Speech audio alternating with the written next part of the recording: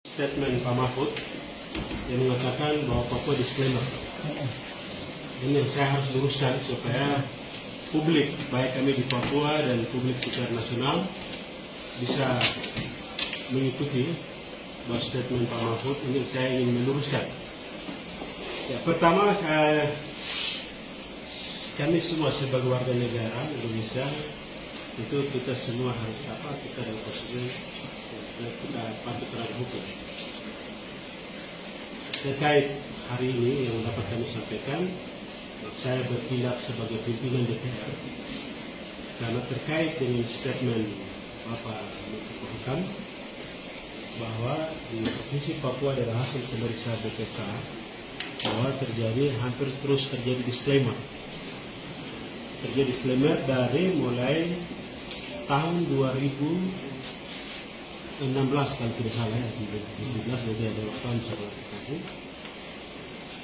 bahwa posisi Papua selalu dalam disclaimer dan tidak bisa diaudit oleh BPK. Ini saya harus perlu luruskan karena bahwa sejak Pak Lukas NMB dilantik sebagai Gubernur Papua 2013-2014 mulai, posisi pemerintah Provinsi Papua mulai dari hasil pemeriksaan dari tahun 2014 sampai hari ini yang terakhir 2020 itu kami terima, saya sebagai pimpinan DPR menerima di dalam ruang sidang paripurna bahwa Papua tidak pernah disclaimer, tidak ada itu. Ini bukti salah satu yang saya sampaikan. Ini 2014, 2015. Ini juga satu juga. Ini hasil BPK-RI, hasil audit BPK-RI untuk posisi Papua. Ini juga ada. Masih ada juga beberapa. Ini bisa dicek di Google itu bahwa Papua itu sudah 7 kali mendapat status WTP dan itu tidak pernah disclaimer. Jadi kalau Pak Mahfud mengatakan bahwa Papua itu pimpinan Gubernur Papua Dr. selalu disclaimer, saya pikir itu clear dan itu salah. Karena kami sebagai pimpinan DPR, pimpinan lembaga, ya, menerima resmi dalam sidang paripurna yang diikuti oleh seluruh publik. Karena itu diserahkan dalam sidang paripurna yang langsung disiarkan langsung. Sampai terakhir kemarin itu masih posisi WTP. Artinya sudah 7 kali itu status keuangan pemeriksaan hasil pemeriksaan BPK-RI, BPK itu posisi Papua adalah wajar tanpa persoalan. Ini prestasi yang luar biasa kami lihat. Jadi kalau ada kalimat disclaimer, saya pikir itu dari yang mana, tahun berapa ada disclaimer? Kami minta supaya Pak Mahfud bisa menjelaskan kepada kami. Di tahun berapa Pak Gubernur Pak Lukas NMB punya pemerintahan itu, dalam audit itu ada disclaimer? Tidak ada disclaimer.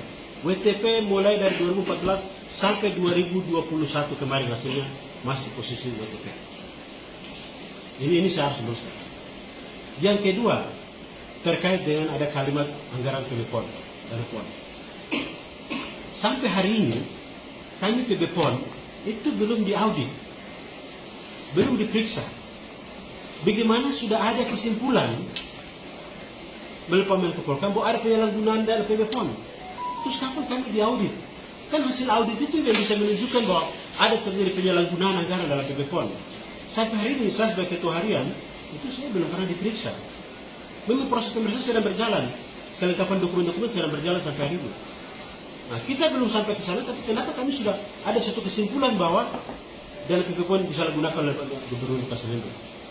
Ini dua hal yang kami lihat yang sangat menggelitik. Kami lihat pernyataan seorang Menteri Menko Polhukam. Yang ketiga terkait bahwa anggaran operasional pimpinan di Papua. Perlu kami sampaikan kepada publik, pada rakyat Papua dan seluruh pada publik nasional. APBD yang kita sahkan, ya, itu APBD yang disahkan oleh pemerintah dan DPR, resmi disahkan dalam sidang paripurna. Bahwa operasional gubernur sekian, wakil gubernur sekian, itu disahkan dalam sidang paripurna dan itu resmi. Itu buku APBD. Kalau memang di situ dianggap lebih, ingat APBD itu kita sahkan sidang paripurna, tidak langsung jalan, tidak langsung digunakan. Kami bawa, terakhir adalah Mendagri, Dirjen Keuangan di Oda yang akan melihatnya kembali, mengevaluasi lagi. Revisinya terakhir mereka. Apa ini masuk akal atau tidak, ini sesuai dengan aturan atau tidak. Kewenangan ada di Kementerian Negeri. Mereka harus, kalau tidak sesuai dicoret. Kalau sudah dicoret, kami harus ikuti. Dan itu terjadi selama ini. Hal yang tidak disetujui oleh pemerintah pusat dalam Kementerian Negeri, maka APBD itu bisa kami rubah. Artinya dalam rubah dalam arti bahwa tidak bisa kita anggarkan. Itu jelas ada evaluasi yang dilakukan oleh Kementerian Negeri. Jadi kalau hari ini bilang bahwa operasional, ya benar, kepala daerah memang operasional kita itu besar. Karena banyak kebijakan yang beliau akan lakukan dalam menjalankan pemerintahan. Dan itu bukan hanya antara anggota DPR, antara DPR dan eksekutif, seakan diam-diam terus kita langsung laksanakan. Tidak. Kami bawa ke pemerintah pusat dalam Kementerian Negeri. Dia mengevaluasi kembali semua itu. Ini memenuhi syarat, ini bisa, ini tidak. Itu kan terakhir ada di Kementerian Negeri. Nah ini saya harus luruskan ini. Dan saya buat pastikan bahwa ini bukan hanya kami di Papua. Di seluruh Indonesia, ini mekanisme resmi yang kita laksanakan.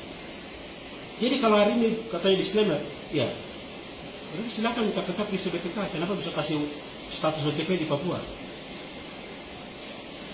Nah, sekarang kalau terkait dengan operasional Pak Gubernur, silakan bicara dengan Mendagri, kenapa menyetujui itu? Nah, ini 3 hal yang saya lihat saya harus luruskan. Terkait hal lain terkait Pak Lukas, itu kan antara dia, pribadi dia dengan pemeriksa. Saya tidak bisa masuk merana itu.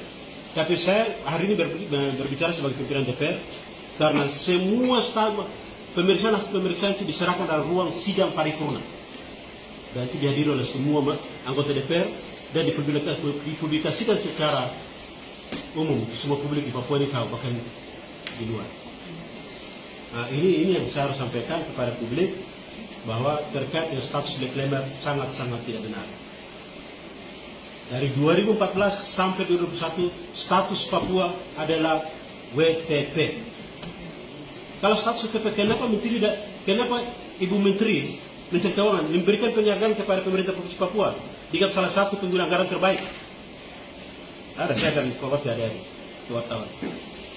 Ini kan bertolak belakang dengan posisi yang secara aturan kami dalam posisi, tapi kami di bawah dan ranah berbeda. Sekali lagi, kami semua taat atas aturan dan hukum. Ya, saya tidak dalam posisi membela Pak Lukas, bukan. Ini posisi saya harus duduk karena ini menyangkut dengan lembaga DPR. Dan ini kami yang disahkan dalam sidang paripurna. Kami yang membuka sidang atas nama lembaga. Sehingga saya pikir saya mau sampaikan kepada publik bahwa kalau kalimat disclaimer itu sangat salah. Itu tidak benar. Posisi Papua sampai hari ini masih dalam posisi WTP.